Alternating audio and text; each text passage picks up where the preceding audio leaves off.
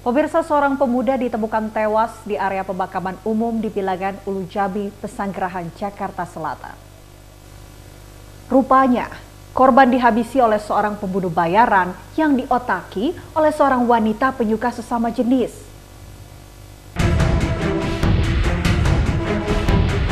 Pelaku utama, seorang lesbi, cemburu terhadap korban FF karena korban menjalin hubungan asmara atau berpacaran dengan saksi HN.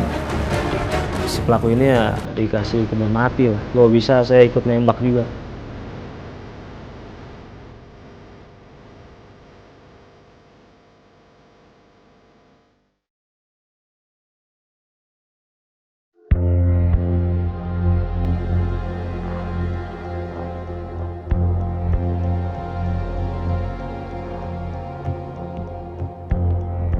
Tempat pemakaman umum Kober di Jalan Ulu Jami Raya, Pesanggerahan, Jakarta Selatan ini menjadi saksi bisu tewasnya seorang pemuda di tangan pembunuh bayaran.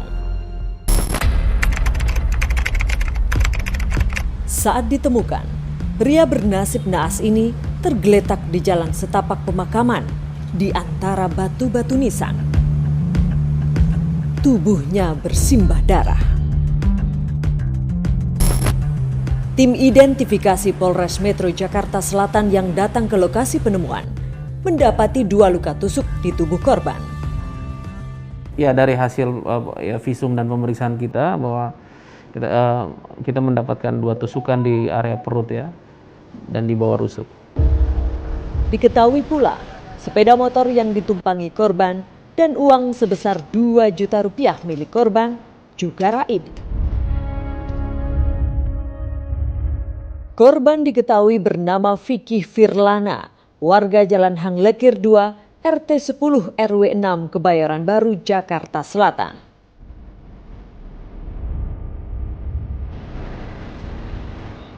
Jasad Vicky pertama kali ditemukan oleh kekasihnya Hilda yang saat itu hendak pergi ke pasar untuk belanja sayur. Saya belum lihat sih, cuman dia bawa uang 2 juta lebih, handphone, motor baru, motor yang baru. Yang tidak ada barangnya apa aja, Mbak? Semuanya kayaknya nggak ada deh. Ya. Berarti ada mungkin dugaan dendam pribadi kah atau permasalahan di luar sana, Mbak, sama orang lain, Mbak? Ada dugaan sebenarnya nggak, Mbak, ke sana, Mbak? Sedikit curiga sih ada, Mas. Mengarah ke siapa, Mbak? Ke temen sih, temennya dia. Masalah motor sih.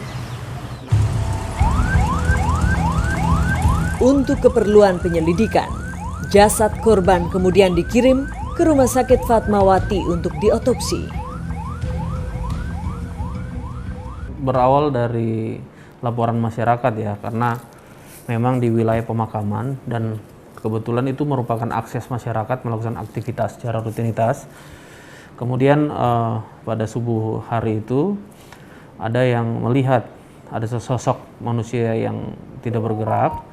Kemudian mungkin setelah dipastikan bahwa itu mayat atau orang yang sudah meninggal, kemudian dia melaporkan kepada pihak polisi. Jadi pada saat kita mendatangi TKP, kemudian kita melakukan olah TKP, kemudian lidik awal, ada beberapa saksi di seputaran pemakaman itu, tidak jauh dari pemakaman itu ada seorang teman atau pacar daripada korban. Kemudian dia memberikan keterangan bahwa dia mengenal korban. Kemudian dari situ kita melakukan investigasi lebih lanjut. Tak berselang lama, polisi meringkus 2 pemuda yang diduga kuat sebagai pelaku pembunuhan. Masing-masing Dani Ramadan dan satu lagi berinisial MYL.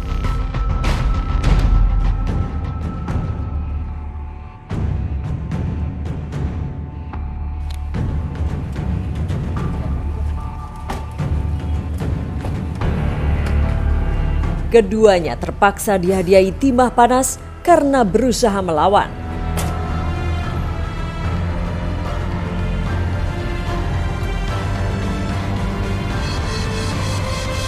Pada saat kita melakukan pengembangan penyelidikan, kita menemukan pertama itu saudara DR ya. Dan Saudara itu kita melakukan penangkapan yang mana dia berperan ikut mencari teman dia yang melakukan eksekutor DR ini ya. Dia juga membantu memegang daripada korban sebelum dilakukan eksekusi oleh teman dia yang satu lagi. Kasus pembunuhan ini terus dikembangkan. Sampai akhirnya polisi kembali meringkus seorang wanita yang diduga kuat sebagai otak pelaku. Lely Mawali, wanita tomboy inilah yang menjadi otak pelaku pembunuhan Vicky Firlana yang mayatnya ditemukan di sebuah jalan setapak di TPU Kober, Jalan Ulu Jami Raya, Pesanggerahan, Jakarta Selatan. Lalu siapa sebenarnya Lely? Dan apa hubungannya dengan korban?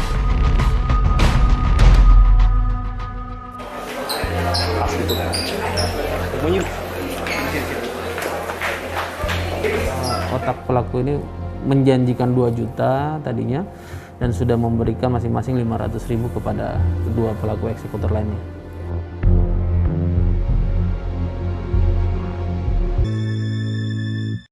Vicky Firlana, korban pembunuhan yang mayatnya ditemukan di tempat pemakaman umum Kober, Pesanggerahan, Jakarta Selatan, dihadang dan dihabisi setelah pulang berkunjung dari rumah kekasihnya. Vicky terkapar setelah 2 tusukan gunting menyasar bagian dadanya.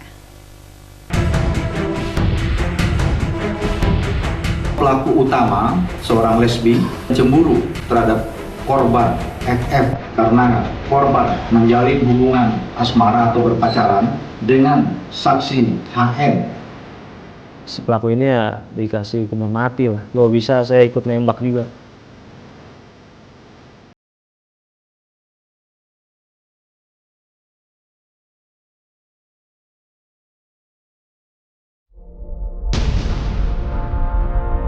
Pemuda bernama Vicky Firlana, warga Jalan Hang Lekir 2, RT 10, RW 6, Kebayoran Baru, Jakarta Selatan, ditemukan tewas terbunuh.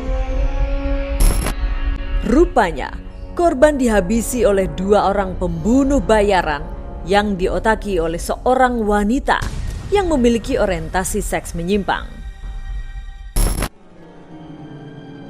Peristiwa ini bermula pada Kamis 10 Februari 2022 dini hari. Saat itu, Vicky berkunjung ke rumah kekasihnya Hilda yang berlokasi di area pemakaman Kober, Jalan Ulu Jami Raya, Pesanggerahan, Jakarta Selatan. Kamis pagi, Vicky pun berpamitan pulang dengan mengendarai sepeda motor. Ternyata di ujung jalan keluar pemakaman sudah ada Lely Mawali, Dani Ramadan, dan MYL. Vicky pun langsung disergap oleh Dani dan ditusuk dengan menggunakan gunting oleh MYL. Vicky terkapar. Sepeda motor dan uang tunai 2 juta rupiah miliknya kemudian dibawa lari pelaku. Otak dari pembunuhan tersebut, pelaku tersebut adalah saudari LM yang sudah kita amankan juga. Kemudian keterangan-keterangan dari saksi, kemudian dari pihak pelaku, dan keterangan sudah kita ambil bahwa motif sementara yang disampaikan adalah akibat ada rasa cemburu karena dia pasangan daripada pelaku LM sebagai seorang perempuan dengan pacarnya korban juga perempuan, ada sedikit cemburu, dan juga ada masalah terkait utang piutang yang menjadi motif dan keterangan yang diberikan pihak pelaku. Otak pelaku ini menjanjikan 2 juta tadinya dan sudah memberikan masing-masing 500.000 kepada kedua pelaku eksekutor lain. Lely Mawali, sang otak pelaku, cemburu karena korban telah menjalin asmara dengan Hilda, kekasih Lely yang juga penyuka sesama jenis.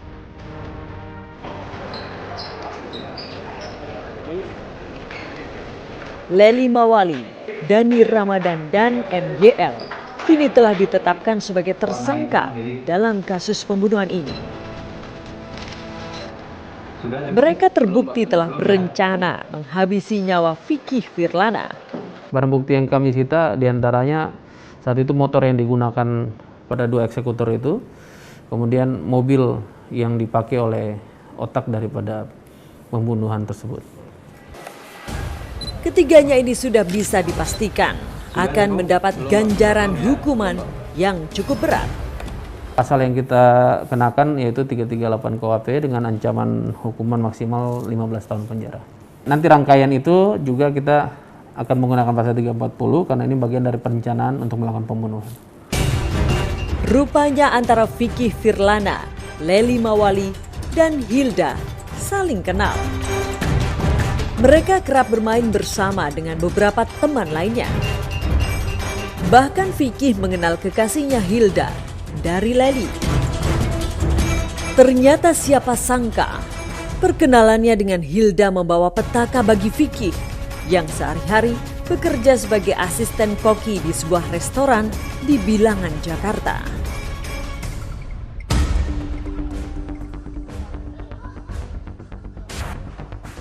Untuk mengetahui lebih dalam soal hubungan antara ketiganya, kami pun menyambangi tempat tinggal Vicky Firlana.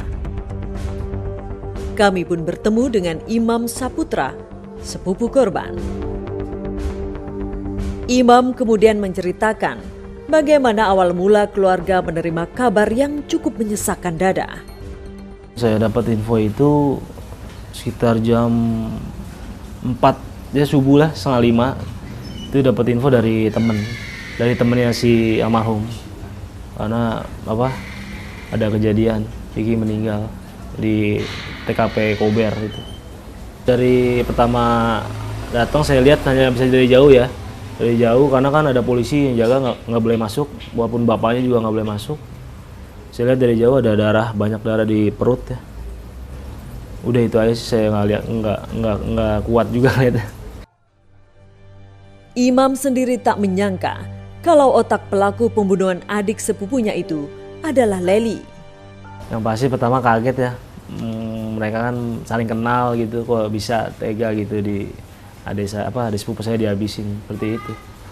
Terus ya kalau nggak ada motif asmara, apalagi nih pasti yang gitu dia, karena dia tahu mereka ini suka sama jenis. Mungkin marahnya di situ mungkin. Lalu siapa sebenarnya Lely dan mengapa wanita beranak satu ini bisa menjadi seorang penyuka sesama jenis? Imam sempat mengisahkannya kepada kami.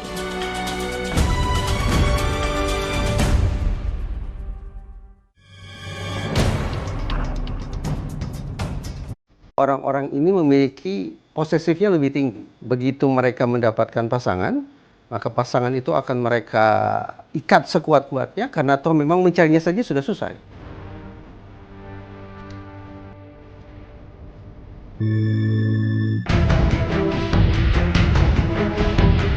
Pelaku utama, seorang lesbi, cemburu terhadap korban FF karena korban menjalin hubungan asmara atau berpacaran dengan saksi HN.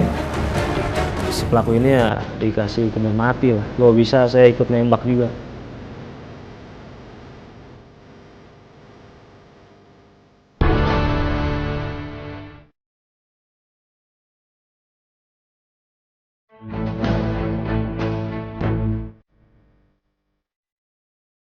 Lely Mawali, otak pelaku pembunuhan terhadap Vicky Firlana.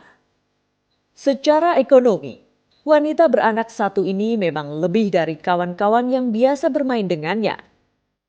Menurut keterangan yang kami dapat, Lely merupakan anak juragan kontrakan.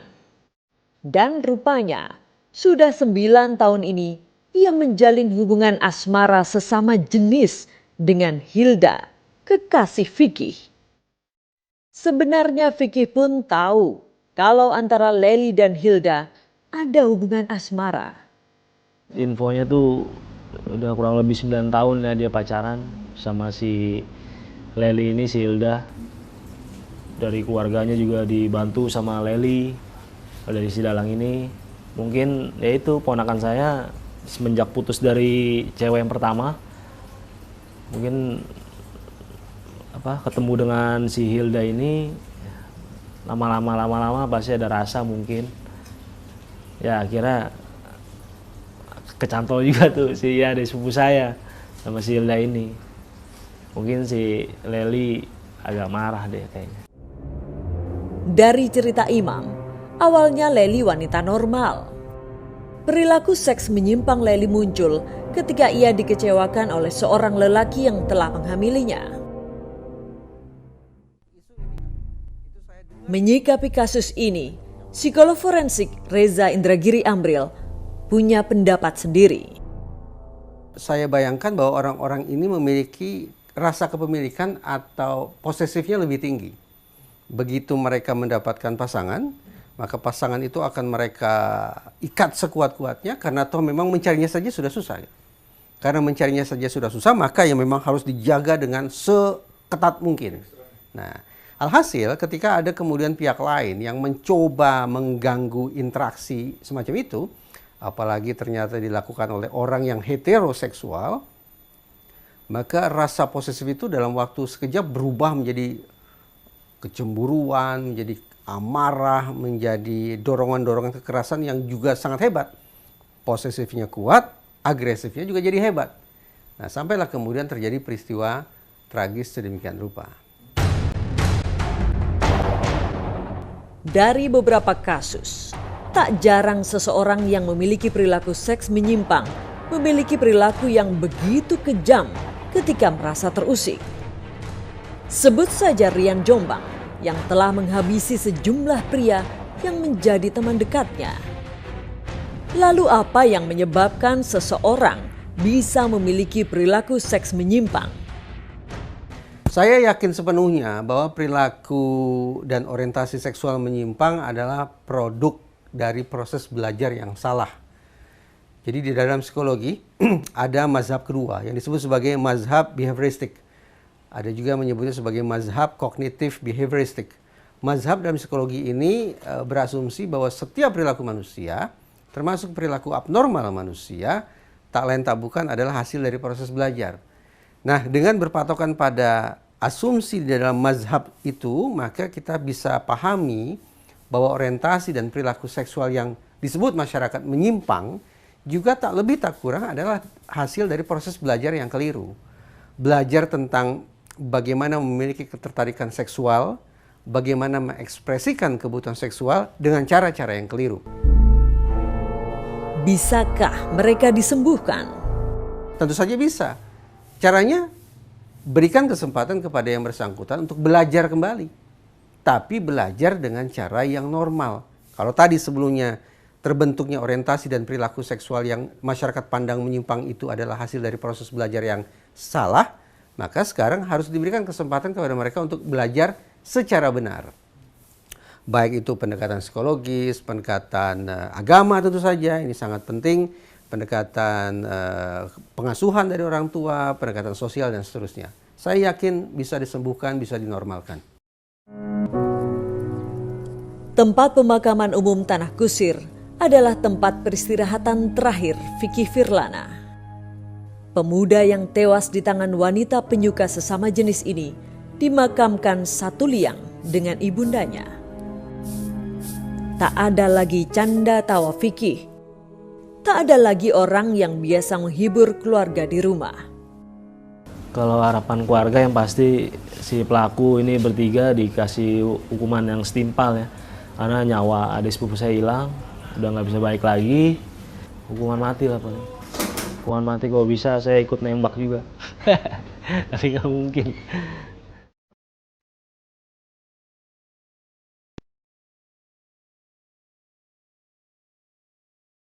Selamat jalan Vicky Firlana. Semoga tenang di alam sana.